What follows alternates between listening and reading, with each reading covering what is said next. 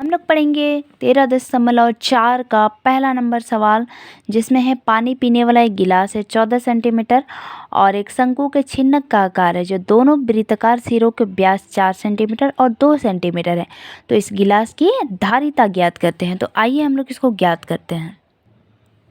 सबसे पहले हम लोग इस सवाल में से जो दिया गया है, तो पहले हम लोग इसको चित्र के द्वारा दर्शाएंगे। एक गिलास हमारा इस प्रकार से होता है जो हम लोग पर डे यूज करते हैं, हम लोग के घर में पाया जाता है। इस प्रकार से होता है, ये धारिता है, ये H है, ठीक है, और ये है R1 और ये है R2, जिसमें हम लोग को क्या क्या दिया हुआ है हम लोग लिखेंगे पहले हल। अब यहाँ क्या क्या है वो देखते हैं। हल यहाँ क्या क्या दिया हुआ है। अब देखिए यहाँ पर है एक व्यास बराबर 4 सेंटीमीटर है, तो इसका त्रिज्या निकालेंगे R1 2 सेंटीमीटर आ जाएगा। अब फिर दूसरा जो व्यास है, 2 बार इसमें व्यास बन रहा है, 1 और 1, ठीक है, तो ये है 2 सेंटीमीटर, तो इसका R2 निकालेंगे 1 सेंटीमीटर आएगा, ठीक है, जिसमें H बराबर 14 सेंटीमीटर है। ये हम लोग का जो सवाल में दिया गया था वही चीज़ हम लोगों ने यहाँ पर लिखे हैं। लिखे किस लिए हैं, ताकि इससे हम लोग प्रॉपर बना पाएंगे। अब निकालेंगे गिलास की धारिता। गिलास की धारिता, तो सूत्र हम लोग का होता है 1/3 पाई H R1 का स्क्वायर प्लस R2 का square plus R1 into R2, ये होता है सूत्र, ठीक है।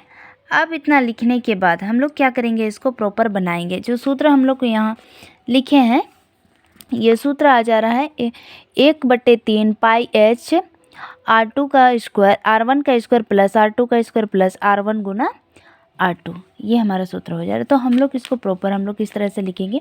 ये सूत्र है जो सवाल में दिया गया है, अब उसको फिट करते जाएंगे। पाई का मान हम लोग को पहले से बताया गया है कि 22/7 लेना है। H का मान है 14 लेंगे।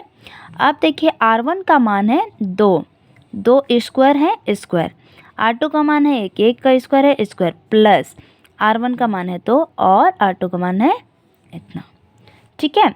अब देखिए इससे ये कट जाएगा 2 बार में, इसके साथ ये गुना होगा 44 आएगा, 44/3 44/3 यहाँ आ गया हम लोग का, ठीक है।